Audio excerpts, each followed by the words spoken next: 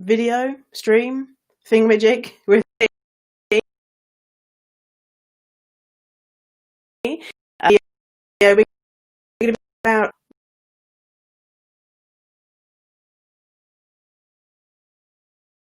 What are you talking about, Victoria? Okay, so what we're talking about today is Tom Hanks' love and acceptance. Why?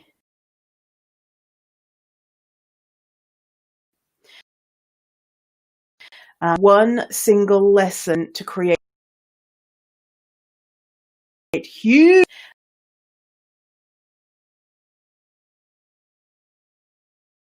can between living or not.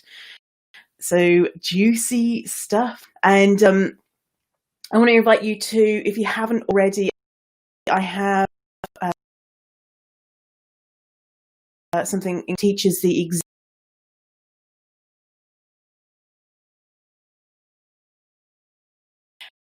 and your fat body. And so wherever you're watching this, the link will be somewhere. If you're watching on any other channel, then it's somewhere.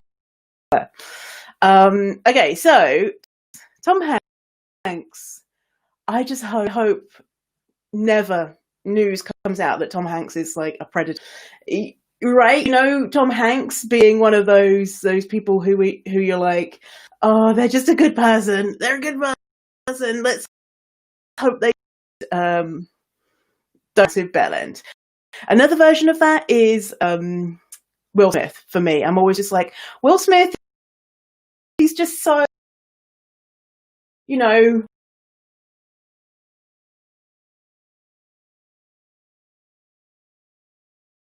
absolutely love. If you don't know me already, I love right.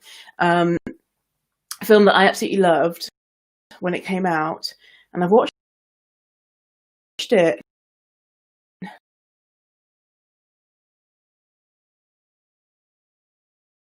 Now, if you've not seen, I watched the trailer to make sure, like, in the trailer, you kind of know what the plot is. So I'm not going to give away anything. 20 years, so you have his.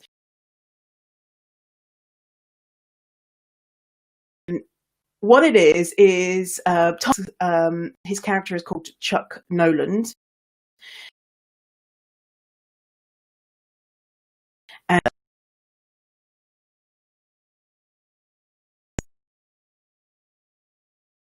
he ends up about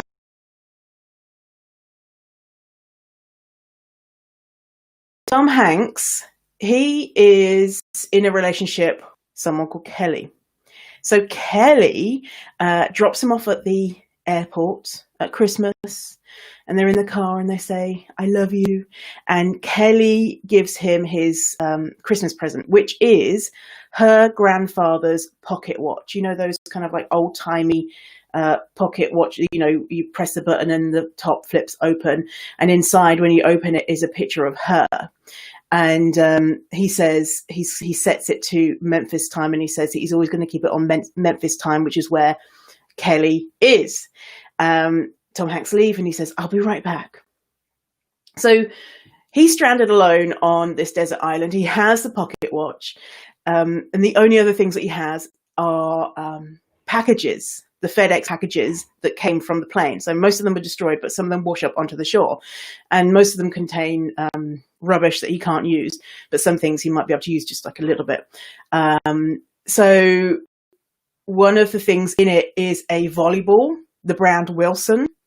And Wilson becomes his friend. And so Wilson is kind of like this, his buddy that's on the island with him. And actually, I named my cat Wilson after the volleyball in Castaway. So I must have liked this film a lot. And actually, it is a good film. It scores well on Rotten Tomatoes. So during the time on the island, we know from the trailer that he eventually manages to escape the island. But he's on there for 4 years. And he experiences great difficulty. So when he when he first lands on the island, he has nothing, right? Just a few clothes, his pocket watch, those parcels, and he has to learn how to find shelter and to find food and water and create fire, and not only like the basics of living, but also like looking after his brain and like mentally, emotionally surviving without much hope. His hope, you can see in the film, is he keeps looking at this pocket watch and this picture of Kelly, his partner, back in Memphis. And when he's having a bad time and when he feels like he's losing his mind, he looks at that picture of Kelly. And he survives because he had a reason to survive. He had a why. Kelly was his why. And because he had a why, he didn't just give up, which is what a lot of people would do in that situation, understandably. He was able to overcome injury, hunger, thirst, fear, exhaustion, loneliness, insurmountable odds, because he had this person to go home to, and he had that why to survive. Why? Because I get to see Kelly again, and the Kelly's the love of my life. So the reason why I tell you all of that is that we all have a why for why we are doing things, even if we don't realize it. Okay, so we all have a why, like a capital W why. So connecting with your why is super important. So you have this metaphorical pocket watch to remind you why you're doing this.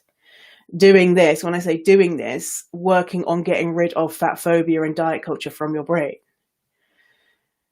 So my why, personally me, for why is it that I needed to love my body? Why is it that I needed to get rid of all of my fat phobic thoughts? Well, my why was, if I didn't, then I was probably going to die. Now, that might sound like hyperbole, but it's true. It's true. There was so much going on in my life, right? So I experienced years of abuse, homelessness, being mistreated at jobs, and all sorts of other circumstances, which I blamed incorrectly on my body size and the fact that I lived and live in a fat body. And I was doing unsustainable things to try and make myself thin. And if I was thin, then I would be worthy. Then I wouldn't be mistreated or abused or, have all of these shit situations happen, because people would see my thin body and be like, oh, wow. And I'd get the best boyfriend and the best job and suddenly become rich and all sorts of things, right? And it was exhausting. It was exhausting. It was exhausting trying to become thin and it not working. And in my mind, it was become thin and finally be happy and, no longer be abused or mistreated or sad, etc., or die. Like, my route to happiness, the way that I saw it, was to change my body, which, is totally, unhelpful way of thinking. But the way that I saw it is I had two routes, this route of becoming thin and therefore happy and worthy and lovable and or die. And when I discovered that I couldn't become thin, I didn't want to accept, eventually I didn't want to accept the bleak alternative, because I didn't want to die, but trying to become thin all the time was exhausting. It is so exhausting in so many different ways, and so sad when it doesn't happen and when you try so hard and your body fights against you.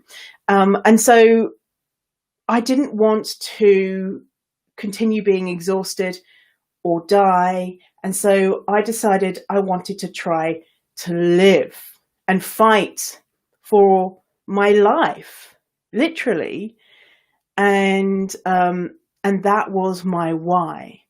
So I was so exhausted and so done with all of the bullshit that I had experienced in my life up until that point, that I was so motivated. My why was to live. And so if I was on that desert island and I had a pocket watch, the picture would be of a happy, thriving Victoria being alive and not being so exhausted and fed up and have all of these negative things happening all the time because she believed that there was something wrong with her body. So that was my kind of deep getting down to the core of it, is I wanted to live. And once I got out of that place of, I'm not sure if I can survive, this is really rock bottom for me, I really feel terrible, I really feel shit. Once I got out of that and was able to see, okay, you know, I think that I'm going to be able to get over this, and I'm feeling good and I'm feeling better. My next level of what my why was at that point was that I wanted my presence in the world to be a good one. I wanted my legacy to be something positive. I wanted to stop hurting others with my fat phobic, body hating, diet culture bullshit that I believed and regurgitated to others.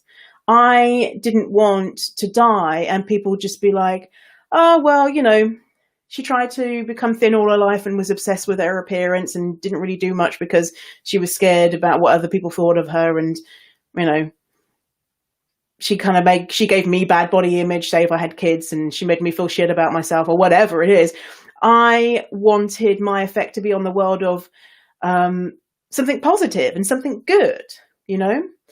And so that was my kind of like next level of my why. So it's kind of like Maslow's hierarchy of needs. So if you don't know what Maslow's hierarchy of needs is, it is the things that a human being needs to survive. And so the bottom ones on the hierarchy of needs are things like water, food, shelter, stability, somewhere to live, you know, a job, love. And then you can move up into the other categories, which is self-actualization. And so once I got that kind of basic thing of I'm alive, then my why evolved into other people as well.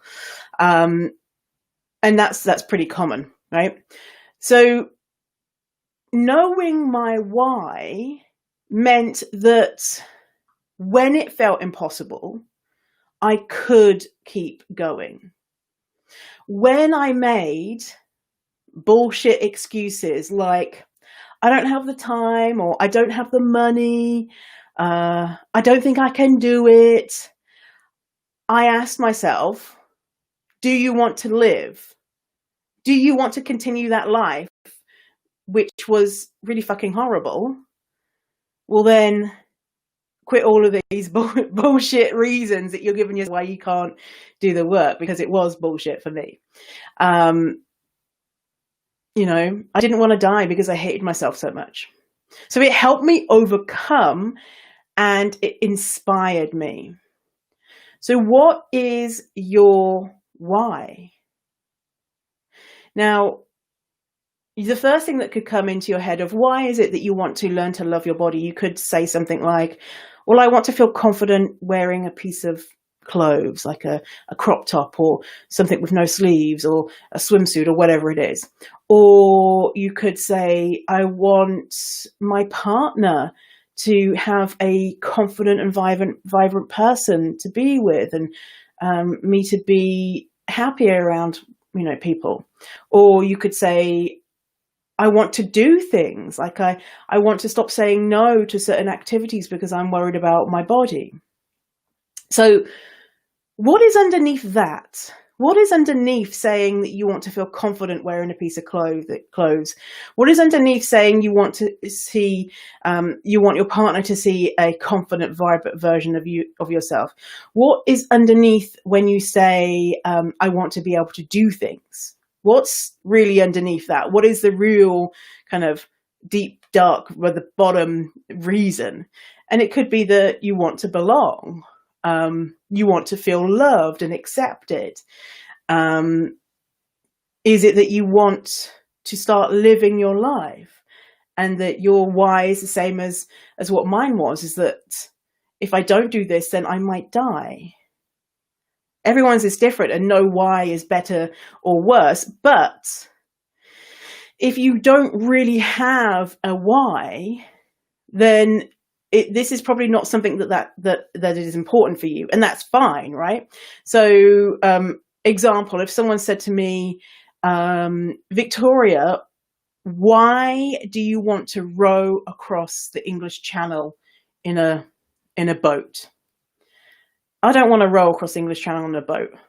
I don't not want to do it. But, if someone came up to me right now and was like, right, we've got the equipment, we've got everything ready to go, here's everything, you're just going to do some rowing, it's going to be fine. Then I'd be like, oh, okay, I'll give it a go. Why not? But I don't have any deep desire to do it. And so my motivation, say if it started to become really hard, I'd probably be like, fuck it.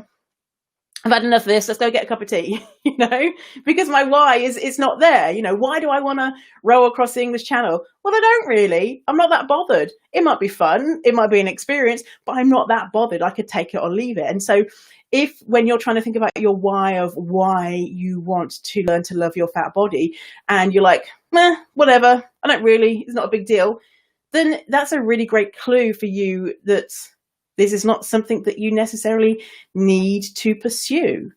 But if when you start to think about it and you're like, do you know what, I really want to do this, and I know that this affects my life so deeply, then you have a why. And that why, knowing what it is exactly, is really helpful to keep you motivated when things get hard. So for the people who do row across the English Channel, so for those who are not from the UK, you're rowing between England and France, and it's a long way. It's, I don't know, probably takes a few days of rowing.